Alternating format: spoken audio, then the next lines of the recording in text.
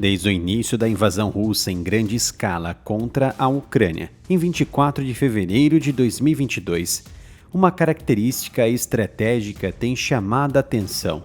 A Rússia evitou de forma consistente atacar diretamente os principais centros de decisão política em Kiev. Locais emblemáticos como o gabinete presidencial na rua Bankova, a residência oficial do presidente Zelensky em Concha-Zaspa e as instalações subterrâneas protegidas no centro da capital não foram alvos de mísseis ou drones russos em ataques diretos e sustentados ao longo dos mais de 4 anos de conflito. Essa contenção contrasta com a capacidade técnica de Moscou, que demonstrou repetidamente o uso de mísseis de cruzeiro, balísticos e drones de longo alcance contra infraestrutura energética, bases militares e cidades ucranianas.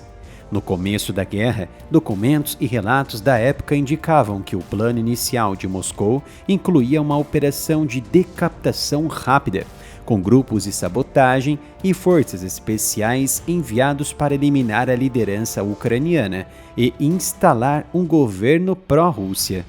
No entanto, após o fracasso dessa investida, com a resistência ucraniana e a retirada da Rússia da região de Kiev em abril de 2022, a estratégia mudou radicalmente para uma guerra de atrito no leste do país.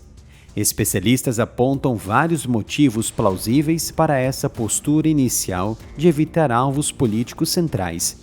Em primeiro lugar, um ataque direto ao coração do poder ucraniano poderia ser interpretado como uma tentativa explícita de assassinato de um chefe de Estado, o que geraria condenação internacional ainda mais severa e possivelmente aceleraria o fornecimento de armas ocidentais de longo alcance.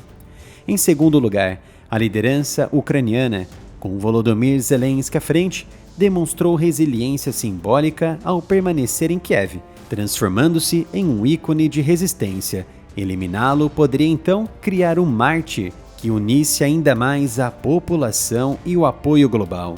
Por fim, a Rússia optou por concentrar esforços e enfraquecer a capacidade militar e econômica da Ucrânia, por meio de ataques contra usinas elétricas, depósitos de munição e linhas de suprimento, acreditando que isso seria suficiente para forçar negociações em termos favoráveis sem o risco de escalada descontrolada.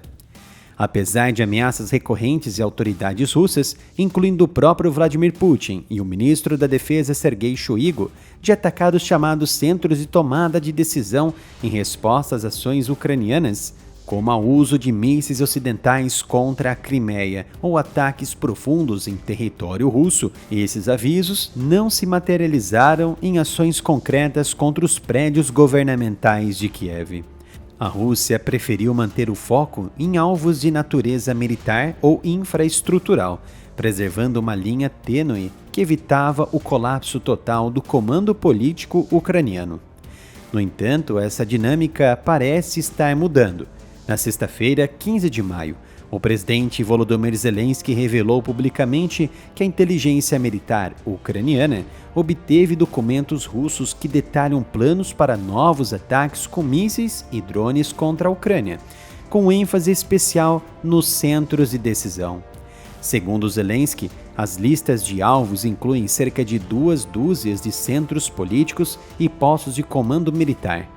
Imagens de satélite anexadas ao comunicado, datadas de 6 de maio, mostram coordenadas precisas do gabinete do presidente da Ucrânia, da residência presidencial e de instalações subterrâneas protegidas no centro da capital. O anúncio surge apenas um dia após um ataque russo devastador contra um edifício residencial no distrito de Darnitsky, em Kiev, que matou 24 pessoas, incluindo 3 crianças, e feriu outras 48.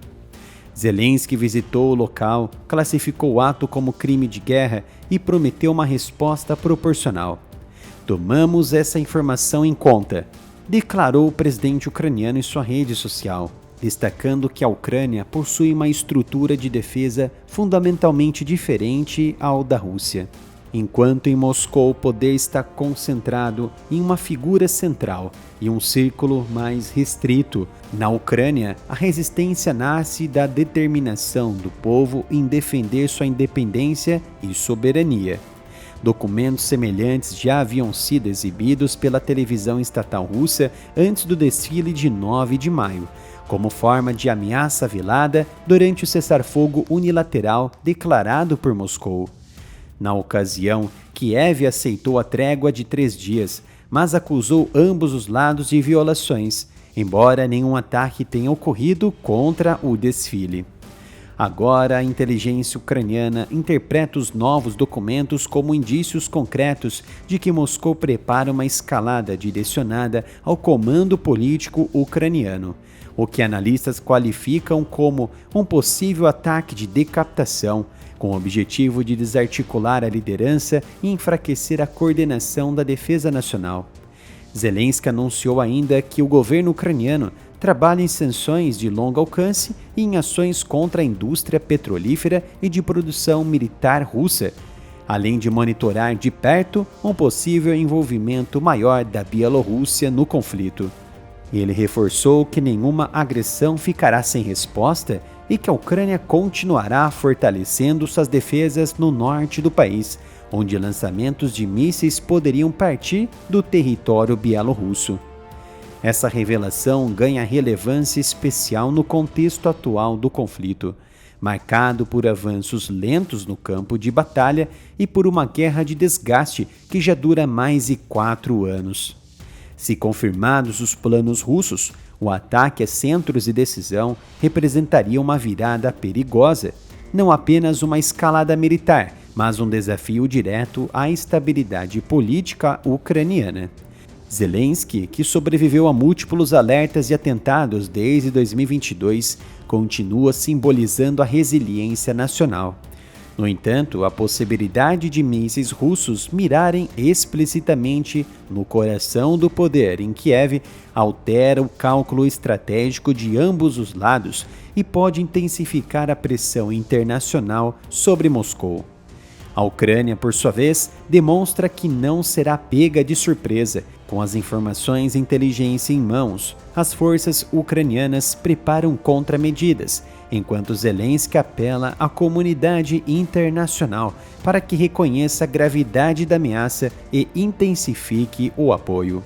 O que começou como uma invasão com pretensões de vitória rápida evoluiu para um confronto prolongado, e a eventual execução de um ataque de decapitação poderia marcar o capítulo mais arriscado até agora, tanto para a Ucrânia quanto para a estabilidade regional. Não temos patrocinadores, somos independentes e produzir conteúdo como neste vídeo requer pesquisa e dedicação máxima. Por isso peço sempre o seu apoio. Doe qualquer valor para a nossa chave Pix, canal areamilitaroff@gmail.com.